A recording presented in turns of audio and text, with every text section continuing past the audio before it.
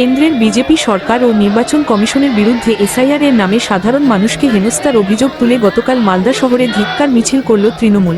জেলা কমিটির ডাকে শহরের বিভিন্ন রাস্তা পরিক্রমা করে বিশাল মিছিল।